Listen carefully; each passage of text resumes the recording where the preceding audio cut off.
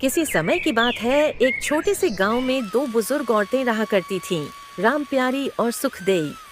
दोनों की उम्र करीब 70 साल थी और गांव वाले उनकी बुद्धिमानी के चर्चे किया करते थे।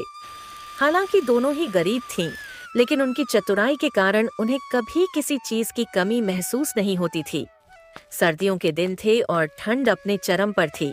गांव में कोहरे की सफेदी चारों ओर फैली हुई थी। सुखदेई, ये ठंड तो हड्डियों में घुस गई है। लगता है इस बार अलाव जलाने का भी इंतजाम मुश्किल होगा। अरे राम प्यारी, चिंता क्यों करती है? अक्लमंदी से काम लेंगी तो आराम से इस ठंड से निपट लेंगे। गांव के चौपाल में कुछ लोग आग ताप रहे थे और इधर उधर की बातें कर रहे थे। सुखदेई और राम प्यारी ने वहां जाने का सोचा। राम प्यारी, चल सुखदेई, वहाँ चौपाल पर थोड़ी देर बैठें, कुछ गर्मी मिल जाएगी। दोनों धीरे धीरे लाठी टेकते हुए चौपाल की ओर बढ़ीं। वहां पहुंचकर वे आग के पास बैठ गईं। गांव के कुछ लोग वहां बैठे थे जो ठंड से बचने के लिए आग ताप रहे थे। गांव का आदमी, अरे बुढ़िया, आज बड़ी जल्दी आ गई। सुखदेई चतुराई से, भैया उम्र हो गई है, हड्डियां जवाब दे रही हैं। सोचा कुछ घड़ी आग ताप ले, नहीं तो ठंड से जान ही निकल जाएगी। गांव वाले मुस्कुराने लगे। वे जानते थे कि ये दोनों बुढ़ियाएं बेहद चालाक हैं। कुछ देर बैठने के बाद राम प्यारी ने धीरे से सुखदेई के कान में कहा, कुछ इंतजाम करना पड़ेगा, नहीं तो रोज यहाँ बैठकर आग तापना मुश्किल होगा। बिल्कुल सही कह रही है। चल आज एक बढ़िया तरकीब लगाते हैं।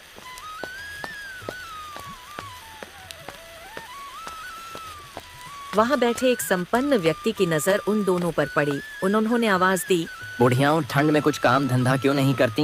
अरे बेटा, अब हमारी उम्र हो गई है, काम कहाँ होता है।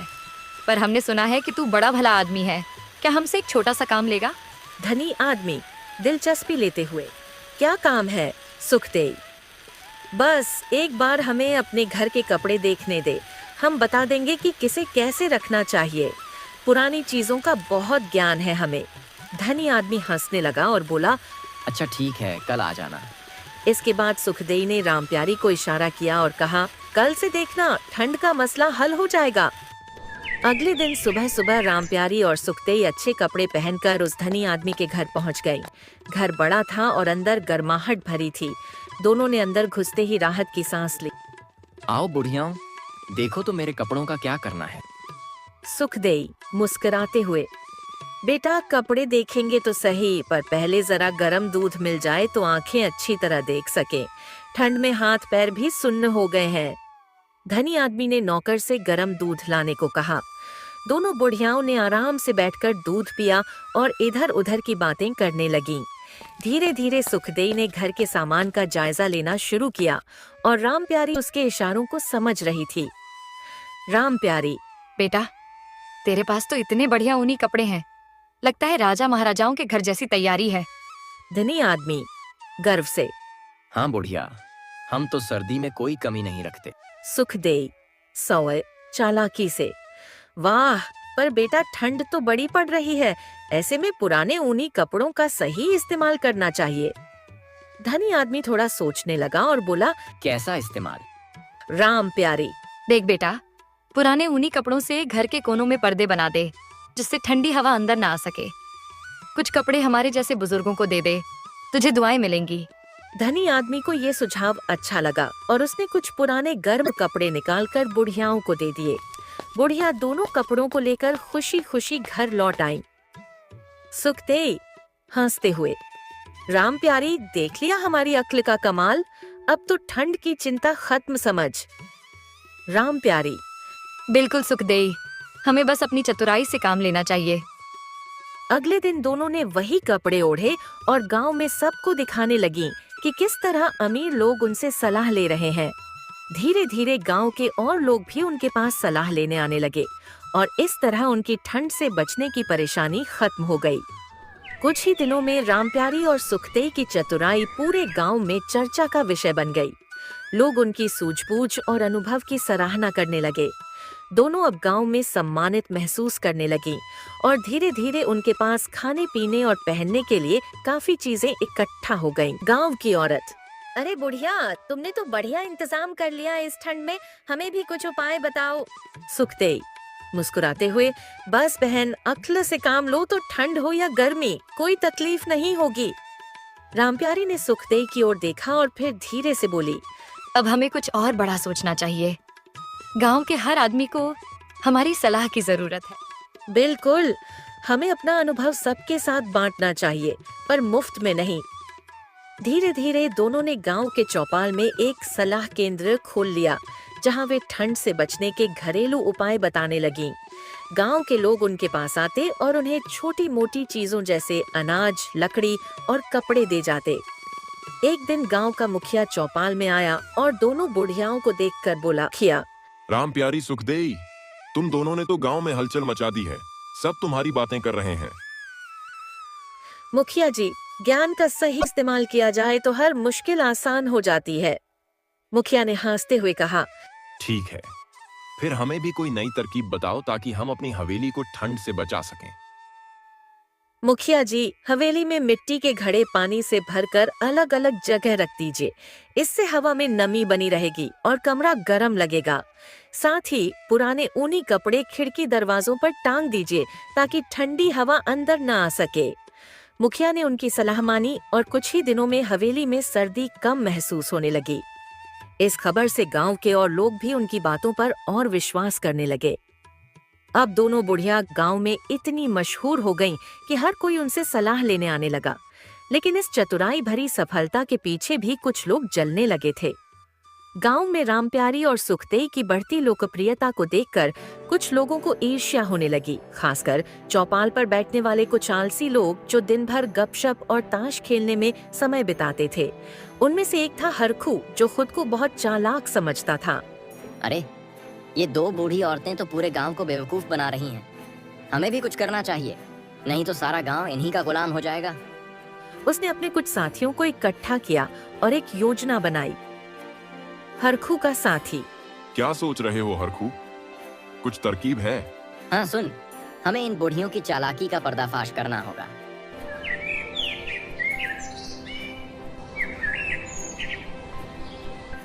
हरखू और उसके दोस्त अगले दिन चौपाल पर पहुंचे, जहां सुखदेई और रामप्यारी हमेशा की तरह लोगों को सलाह दे रही थीं।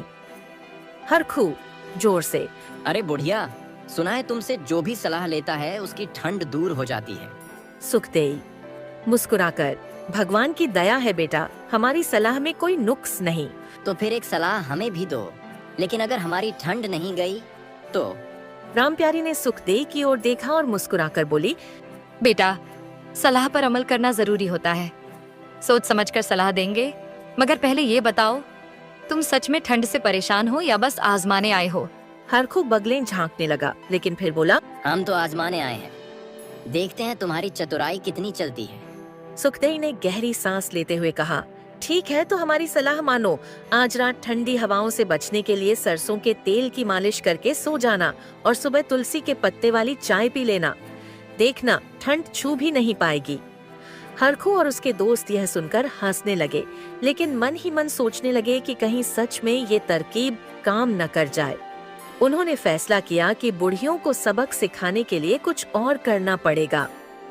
हरखू और उसके दोस्त रात भर बुढ़ियों की सलाह पर हंसते रहे, लेकिन मन में एक चालाकी भरी योजना भी बना रहे थे। हरखू मुस्कुराते हुए, सुखदेई और राम प्यारी को बेनकाब करने का यही सही मौका है। अगर ये सलाह गलत निकली तो पूरा गांव समझ जाएगा कि ये सिर्फ जुबानी जमा खर्च करती हैं।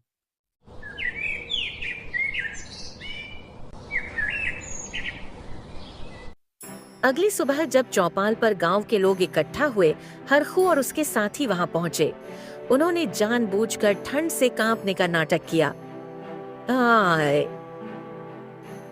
हरखू दांत किटकिटाते हुए, अरे बाप रे, ठंड तो और बढ़ गई। ये बुढ़िया तो हमें धोखा दे रही हैं। उनकी सलाह बेकार है। गांव वाले ये देखकर चौंक गए और आपस में कानाफूसी करने लगे। एक गांव का आदमी, क्या सच में बुढ़ियाओं की सलाह बेकार निकली? हमें तो अब तक बहुत फायदा हुआ है। रामप्यारी और सुखदेई भी वहां आ पहुंची और हरखू की हालत देखकर मुस्कुराई। हरखू बेटा, तूने सरसों के तेल की मालिश की थी ना? हरखू थोड़ा घबरा गया, लेकिन झूठी शान में बोला, हाँ हाँ की थी। और तुलसी की चाय पी? हरखू को कोई जवाब नहीं सूझा। वह इधर उधर देखने लगा। गांव वालों की निगाहें अब उस पर टिकी थीं। सुखदेव हंसते हुए, बेटा अगर सच में किया होता तो यूं कांप नहीं रहे होते। लगता है तुमने न हमारी सलाह मानी और न ही ठंड से बचने की कोई कोशिश की। गांव वाले हंसने लगे और हरखू को झेप कर वहां से जाना पड़ा।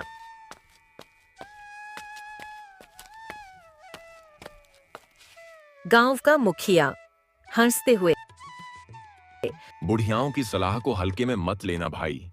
अक्ल और तजुर्बा उम्र से आता है। हरखू ने हार मान ली, लेकिन अब वह मन ही मन सोचने लगा कि किसी और तरीके से इन बुढ़ियाओं की चालाकी का मुकाबला करेगा। हरखू ने हार मान ली थी, लेकिन उसकी नजरों में एक चुपचाप जलती हुई चिंगारी थी। उसने सोचा, ये बुढ़ियां सिर्फ चतुराई ही नहीं बल्कि लोगों का भरोसा भी जीत रही हैं। अगर मुझे उनका मुकाबला करना है तो मुझे कुछ और बड़ा करना होगा।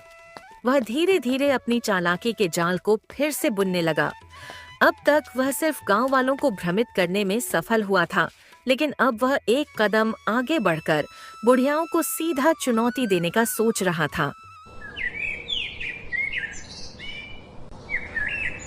अगले कुछ दिनों में हरखू ने गांव में एक अफवाह फैलानी शुरू की। सभी को यह जानकर हैरानी होगी कि बुढ़ियां केवल अपनी चतुराई दिखाकर फायदा ले रही हैं।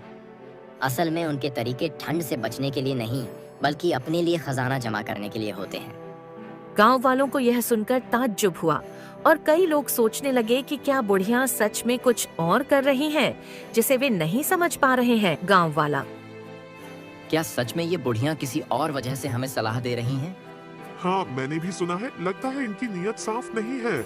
हरखू ने इस अफवाह को और भी बढ़ाया ताकि लोगों का विश्वास बुढ़ियाओं से उठ जाए। उसने यह भी कह दिया कि बुढ़ियाओं अपने पुराने कपड़े और सामग्री गांव वालों से लेकर एक बड़ी रकम कमा रही हैं और यह सब सिर्फ उनका एक शातिर तरीका है। रामप्यारी और सुखदेव को इस बात का पता चला, लेकिन वे जानते थे कि हरखू की यह चाल सिर्फ उनकी छवि को खराब करने के लिए है। वे दोनों गांव में ज्यादा खुलकर नहीं आई, लेकिन एक दिन दोनों ने मिलकर योजना बनाई कि इस बार वे हरखू की चाल को बेनकाब कर देंगी। रामप्यारी, सुखदेव, अब हमें यह साबित करना होगा कि हम किसी से नहीं डरते। हम अपने काम में सही हैं और कोई हमें तोड़ नहीं सकता। सुखदेव, हाँ रामप्यारी, हमें अब हरखू को उसी के खेल में मात देनी होगी। अगले दिन रामप्यारी और सुखदेव ने चौपाल पर गांव वालों के सामने आकर एक बड़ा ऐलान किया।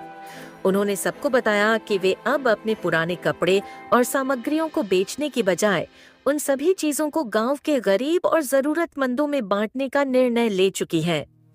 उन्होंने गांव के हर घर में जाकर उन चीजों को वितरित किया और इस तरह हरखू के अफवाह का पर्दाफाश कर दिया। लोग हैरान रह गए क्योंकि उन्होंने देखा कि बुढ़ियां किसी भी तरह के फायदे के लिए नहीं बल्कि सच्चे दिल से गांव की भलाई के लिए काम कर रही थीं। वाह, ये तो बहुत अच्छा किया तुम दोनों ने। अब हमें यकीन हो गया है कि तुम सच में हमारी भलाई के लिए काम कर रही हो। हरखू और उसके साथी चुपचाप यह देख रहे थे। उन्हें अब समझ में आ गया कि बुढ़ियां न केवल चतुर थीं, बल्कि उनकी नीयत भी साफ थी। वे अपने काम में पूरी ईमानदारी से लगी थीं और किसी भी चुनौती का मुकाबला कर रही थीं। शायद मैं इन बुढ़ियाओं के आगे हार चुका हूँ। इस तरह रामप्यारी और सुखदेव की चतुराई और ईमानदारी ने हरखू की सारी चालाकियों को नाकाम कर दिया। गांव वाले अब पूरी तरह से उनका समर्थन करने लगे। हरखू को भी समझ में आ गया कि सच्ची चतुराई सिर्फ दूसरों को धोखा देने में नहीं, बल्कि उनके भले के लिए काम करने में होती है। इस प्रकार रामप्यारी और सुखदेव की चतुराई, ईमानदारी और समझदारी ने हरखू की सभी चालों को नाकाम कर दिया। बुढ़ियाओं न केवल ठंड से बचने के उपायों के लिए प्रसिद्ध हुईं, बल्कि उनके अच्छे कामों और समाज के प्रति उनके योगदान ने गांव में उनका सम्मान बढ़ाया। हरखू और उसके साथी अब पूरी तरह से समझ चुके थे कि किसी की सफलता को नापाक तरीकों से नहीं हराया जा सकता और वे अब बुढ़ियाओं की इज्जत करने लगे थे। गांव के लोग भी यह समझ गए थे कि जिनकी नीयत साफ होती है वे सच में समाज के भले के लिए काम करते हैं। बुढ़ियाओं अपने ज्ञान और अनुभव के साथ एक आदर्श बन गई और गांव में सबको सिखाया कि जीवन में अगर सच्ची नीयत हो तो सफलता स्वाभाविक रूप से मिलती है।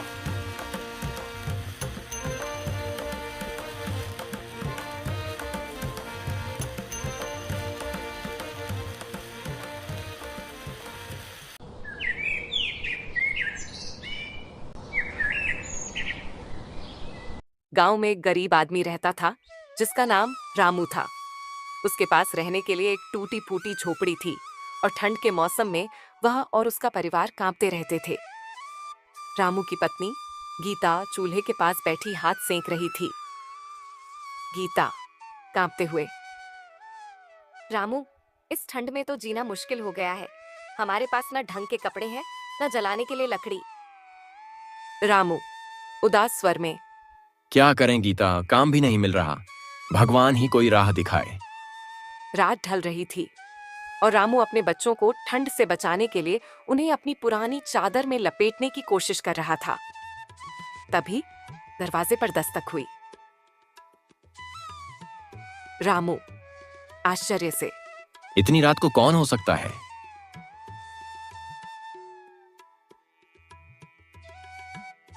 जैसे ही उसने दरवाजा खोला, उसने देखा कि बाहर दो बुजुर्ग महिलाएं खड़ी थीं। वे साधारण कपड़ों में थीं, लेकिन उनके चेहरे पर एक रहस्यमयी मुस्कान थी। पहली बुढ़िया मुस्कुराकर, बेटा, क्या हम अंदर आ सकते हैं? बाहर बहुत ठंड है।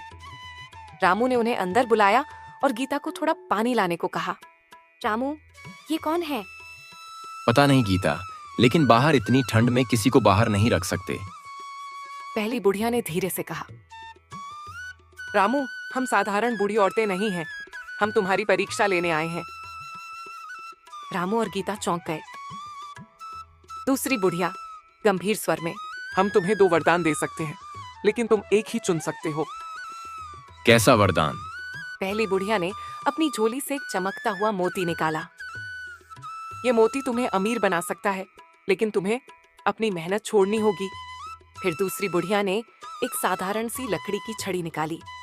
ये छड़ी तुम्हें ज्ञान और धैर्य देगी, जिससे तुम खुद अपने हालात बदल सकते हो। रामू दोनों बुढ़ियाओं की बात सुनकर हैरान रह गया। उसने मोती को गौर से देखा, जो हल्की रोशनी में भी जगमगा रहा था।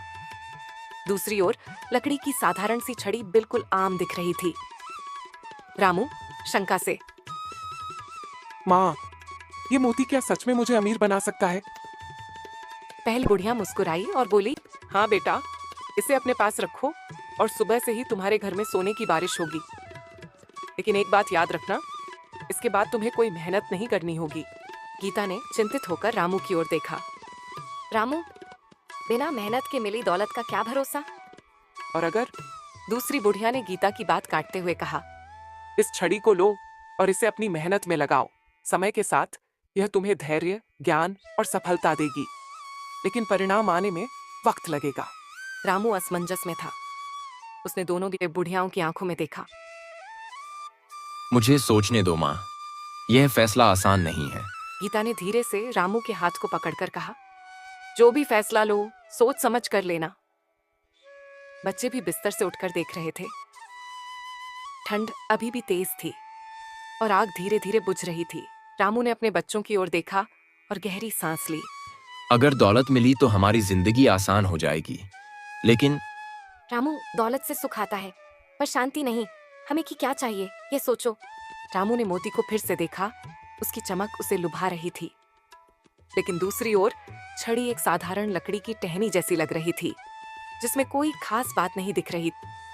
लेकिन गीता, अगर हम इस मोती को ले लें तो हमें कभी ठंड में नहीं मरना पड़ेगा। बच्चों के लिए अच्छे कपड़े, अच्छा खाना, सब कुछ मिल जाएगा। बुढ़िया मुस्कुराई और धीरे से बोली, बेटा, सब कुछ मिल सकता है, पर मेहनत किए बिना क्या वो सुख टिक पाएगा? दूसरी बुढ़िया ने रामू की ओर देखते हुए कहा, याद रखना, जो चीज आसानी से मिलती है वह आसानी से चली भी जाती है। छड़ी के साथ मेहनत करोगे तो तुम्हारी मेहनत का फल तुम्हारे साथ हमेशा रहेगा। रामू के मन में सवालों का बवंडर उठ रहा था। बाहर तेज हवा के झोंके उसकी झोपड़ी के कमजोर दरवाजे को हिला रहे थे। अंदर गीता की आंखों में चिंता और बच्चों की मासूम नजरें टिकी हुई थीं। क्या करना चाहिए गीता? जो भी करो, बच्चों के भविष्य के बारे में सोचकर करना। रामू ने सिर झुका लिया। रामू ने गहरी सांस ली और दोनों बुढ़ियाओं की ओर देखा। मोती की चमक उसे लुभा रही थी, लेकिन छड़ी में उसे कोई खास बात नहीं दिख रही थी। कुछ देर सोचने के बाद उसने छड़ी की ओर हाथ बढ़ाया। माँ, मैं मेहनत और धैर्य को चुनता हूँ। दौलत भले ही सुख दे, लेकिन असली खुशी मेहनत से मिलती है। मैं अपने बच्चों को सिखाना चाहता हूँ कि जिंदगी में संघर्ष ही असली पूंजी है। गीता की आंखों में गर्व था। बुढ़िया मुस्कुराई और सिर हिलाया। बेटा, तुमने सही फैसला लिया है। ये छड़ी तुम्हें हर कठिनाई में मार्ग दिखाएगी। रामू ने छड़ी को हाथ में लिया और एक हल्की सी गर्मी उसके पूरे शरीर में दौड़ गई। उसे लगा जैसे उसमें एक नई ऊर्जा आ गई हो। इस छड़ी के साथ तुम्हें धैर्य और समझदारी आएगी। वक्त लगेगा, लेकिन तुम्हारी मेहनत रंग लाएगी। यह कहकर बुढ़ियाएं मुस्कुराईं और धीरे धीरे दरवाजे की ओर बढ़ने लगीं। रामू और गीता ने उनके चरण स्पर्श किए। बुढ़ियाओं ने आशीर्वाद दिया और गायब हो गईं। समय बीता। रामू ने मेहनत से अपनी जिंदगी को संवारना शुरू किया। छड़ी के सहारे उसने नई योजनाएं बनाई, अपनी खेती को बढ़ाया और धीरे धीरे गांव का एक सफल किसान बन गया। उसकी मेहनत और धैर्य ने उसे समृद्ध बना दिया और उसके बच्चे अच्छे स्कूल में पढ़ने लगे।